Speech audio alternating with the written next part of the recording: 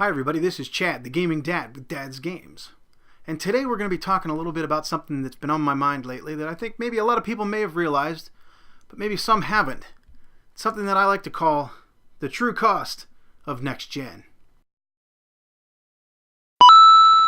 Okay, to put it simple, the true cost of next gen is not going to be measured in any kind of money. It's actually going to be measured in time. You see, what I'm getting at, video games for me started a long time ago, all the way back with the Intellivision and the Atari, leading into the Nintendo Entertainment System, the NES. Moving obviously straight forward into the Super Nintendo, Sega, PlayStations, everything, going all the way through till today. And so, I like playing new games, but I also collect a lot of retro games too. And the thing that I've realized about the retro games is that you just take a game like this. Take Super Mario Brothers. Go ahead and put it in your NES, turn it on, and start playing, and instantly you're transformed back to the 80s when you were a kid. Or for some of you out there, when your parents were kids. The cool thing about those games is that they're locked in time. There's no change in them. This game is in this nice, durable, hard plastic shell, and it's not coming out of there, and it's not changing. There's nothing they can do to change this. If they sold you a glitchy mess of a game back in the old days, you were stuck with a glitchy mess of a game, and there was no change in that.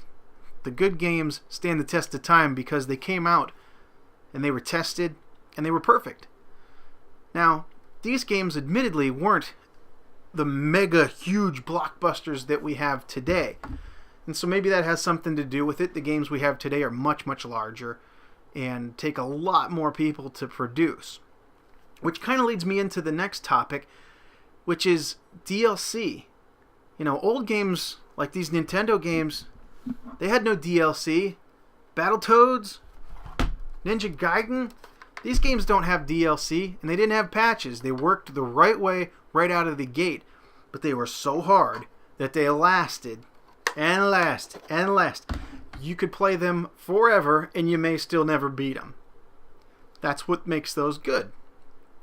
If you like playing old games that you have to repeat things. Nowadays, you play a game, I don't really doubt that I can beat most of the games that I have today. It's just a matter of, will I be patient enough to sit through the whole game to get to the ending, or will I be on to something else? That's all. I'm no longer stopped by the difficulty or the challenge in the game. Now you're stopped by, there's something else to play, isn't there? That's pretty much what stops you. And then you might go back. Which leads me to the next thing, going back. You can't go back in the new games. I mean, you can for a while and things like that, that's fine. But these games here, 1985? 1985, right? Is that 30 years ago? Exactly. Well, let's see. Hang on a sec. Here's Destiny. Destiny says, what's that? 2014. Okay, that's 2014. So, in 30 years' time, in 2044, if you have an itch to play a little bit of Destiny, good luck. You might still have your old PS4, you might still have your old PS3, but guess what you won't have? Access to the servers. Remember Christmas time? Can't play, right? Servers were off. In the future, they're going to take these games and they're going to be moving on. They're going to be moving on to newer things, bigger and better and brighter, and spend your money, buy something else. That's what it's all about. These games, I hope your nostalgia is basically wrapped right around the packaging, because that's pretty much all you're going to have. Unless this idea came to me that maybe someday somebody will have a website or something that might have all of the patches for what will then be called retro games, you know. But that's really going to be the only way. I mean, because when these games go offline, they go offline. Now, you have some other games that maybe don't require to be online connected all the time, like Destiny. But those games all, I have yet to buy a game in like the last 2 or 3 years that didn't have a patch either on day one or within a couple days of it being released. So that's what you're not going to have. 20 years from now, even heck 10 years from now, if you want to play some of these games that you bought this year, you better have access to the patches, because otherwise you're going to be left with the glitchy mess that we get most of the time. And that's what I'm talking about, the true cost of next gen. Yeah, they look pretty on the TV and everything's really cool. It sounds awesome, it looks awesome, everything's awesome. But there's also a lot of nasty glitches and problems with these games that the patches fix, which is great. But let's say you have no more room on your hard drive and you want to get a new game. You download this new game, or you buy a new game and you're going to put it on your hard drive. It's a little full, so you take that old game and you delete it. But you're going to save it. You got a physical copy, and even if you don't have a physical copy, you can re-download it again from the store, right? Well, hopefully the store stays up so that you can re-download it if you just bought digital. And if you have a physical copy, you better hope that the servers are still up when you go to play it later on, because otherwise you're not going to be able to download the patch. If you can't download the patch, you're stuck with whatever's on the disc, which usually is not 100% complete. So that's what I'm talking about, everybody. Grab these games, play them like crazy, tear them apart, but don't fall in love with them like you did with the old ones, because guess what? They're not here to stay. These games come into your life, and they're going to go away. They're going to be like, whew, go away. Not like these bad boys.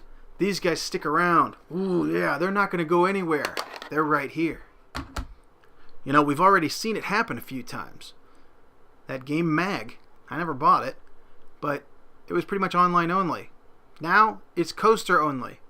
That's all you can do with it. It won't work. A lot of the games on the Wii that had Wi-Fi compatibility, some cool ones like Mario Kart, no, can't play those online anymore either. It's gone. And then some of the other ones that are some notable offenders, the Halo 2 on Xbox that you could play on your Xbox 360. Now, I know that's an old game, but people were playing that online all the way up until the day when they shut it off. And it's been off for a while, but now what are they doing? The Master Chief Collection. They want you to buy the game all over again. But what happens on day one? It's a glitchy mess that you can't play without the patch. So, a few years from now, it's a no-go then, too. Honestly, in my opinion, the last system that you're going to be able to really collect for and keep into the future is going to be a GameCube, and some of the Xbox games, maybe PS2.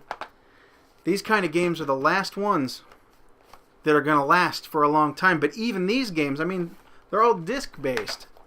I could throw this against the wall as hard as I can, and it'll still probably work. I take this thing out of the stinking disk drive the wrong way, and it gets scratched. It's done. You can't fix that. So, it's all about making money. It's all about selling you games. It's all about big bucks. Those old days, they sold you a game for $40 or $50 sometimes in the 80s, and that's all they ever got. Nowadays, they want to sell you something for $60, then they want to hit you up for even more money, DLC and extras and all that kind of stuff. And these games that you're spending all this money on, Destiny, great example. I keep going back to it. $60 when you buy it, $30 to basically keep playing it, because who's going to keep playing it if they don't download the expansions? Because that's where all the other gear is, the upgrades and stuff, and they know that. They really wanted to sell you a $90 game, but they know no one's going to buy a $90 game, so they make it a $60 game, and then they sell you $30 of stuff later. They'll get their $90, believe me. The moral of the story, kids, is hold on to your games while you can. Enjoy them, play them, but don't fall in love, because these games from today, they're all temporary. They're not here to stay. These games that you so-called own, that you bought, they're not yours forever anymore. If you like this video, give me a thumbs up, maybe a subscribe. I got more stuff coming, some Let's Plays, some more commentary, all kinds of things. Leave me some comments, whatever you want. We'll see what we can do. But once again, thank you for watching me. I'm Chad the Gaming Dad here on Dad's Games. We'll see you next time.